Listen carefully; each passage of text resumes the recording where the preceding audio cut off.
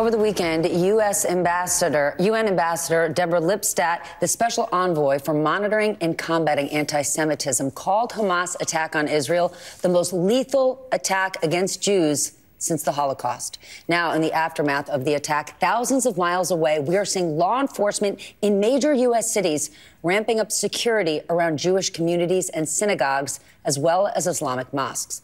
Back with me tonight, former Florida Congressman Ted Deutsch. He is now the CEO of the American Jewish Committee.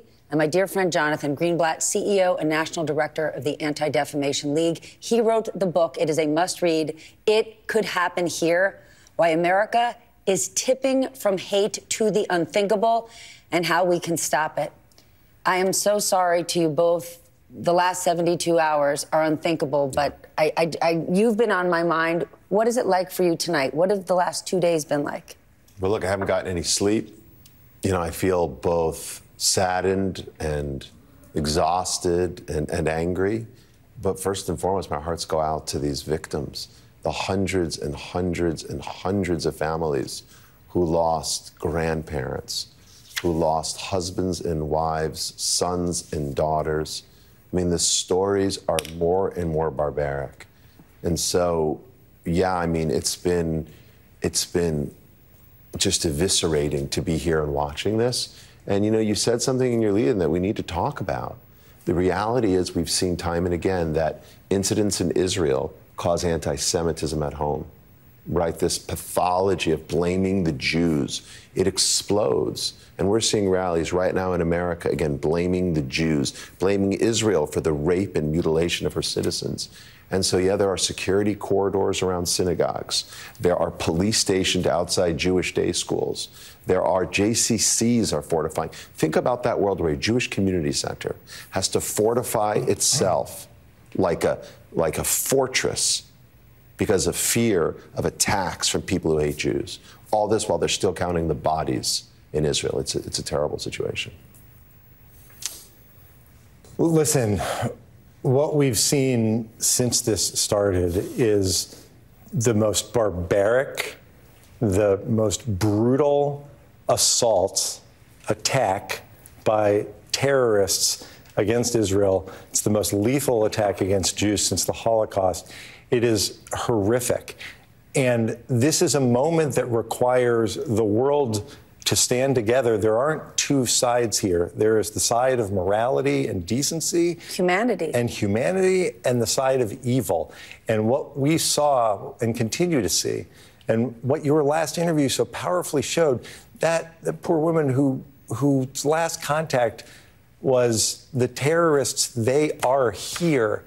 There are over 100 Israeli civilians, a Holocaust survivor, babies, senior citizens who were hauled into Gaza by these vile terrorists. The world needs to stand together against that. The statement today from the president and the leaders of the UK and Germany and France and Italy reasserting their commitment as friends of Israel to Israel's right to defend itself is an important statement of where the civilized world stands and where we all must continue to stand with Israel and against this kind of horrific terrorism.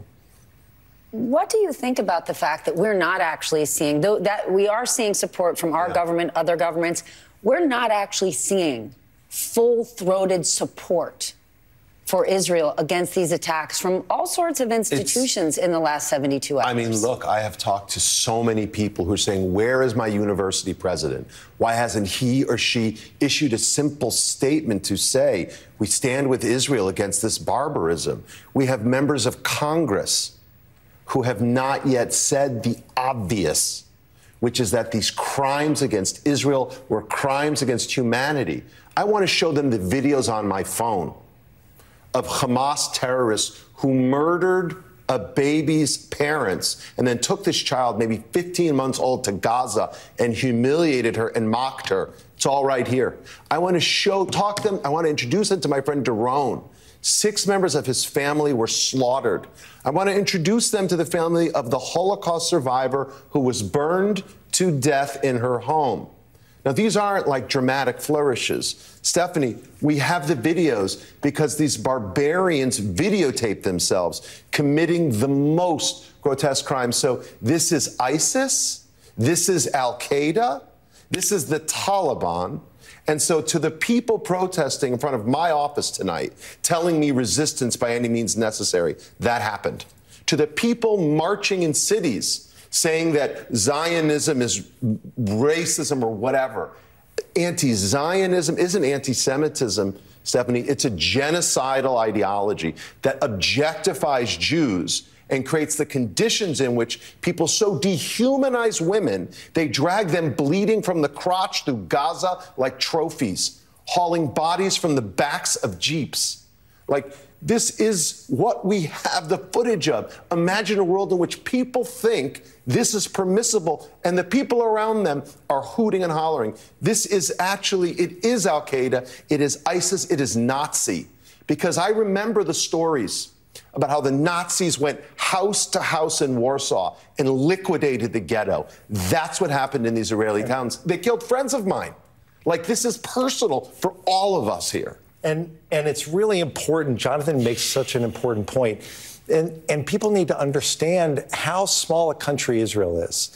There are 300,000 civilians who have been called into military duty. The woman who runs our office in Jerusalem was called to serve. Only 9 million people live there. Right. Her son was called to serve. Her husband was called to serve. They're in 3 different parts of the country. You're seeing that everywhere. Multiple generations of the same family coming to defend their country against what? Against Hamas.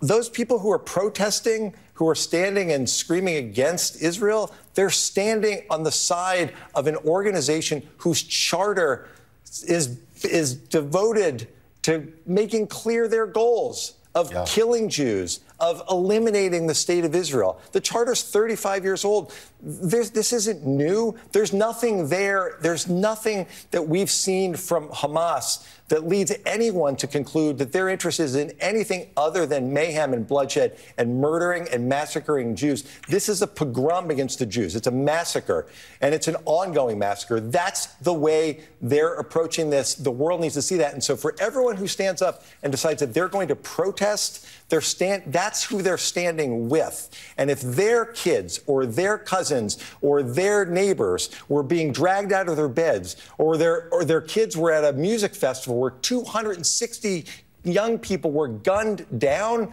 if that's what they're supporting, then they're on the wrong side, not only of this issue, but of history. They should be ashamed of themselves. I mean, they are accomplices.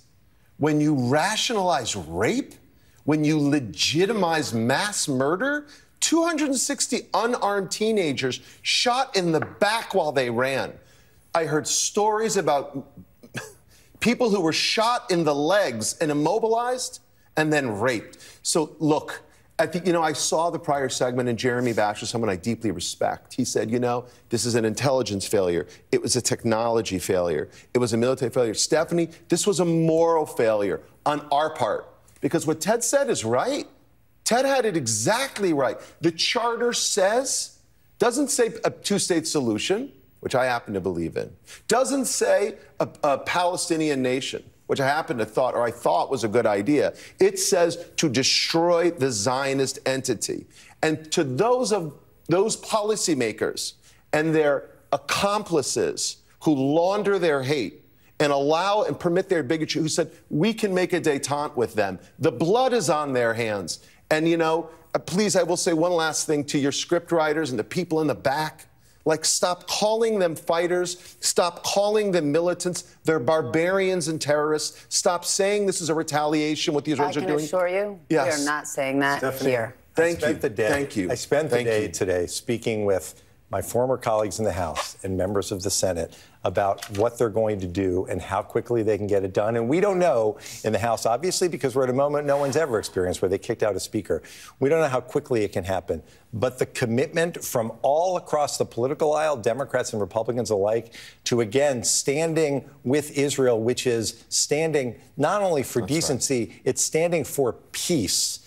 That commitment is strong, and we're going to continue to do all that we can to make sure that what we see coming from Washington tracks what we hear coming from thoughtful, dedicated Americans who recognize that at a moment of crisis for our ally, when Israel is under assault by terrorists, there is no choice but to stand with our democratic ally. Gentlemen, thank you for being here.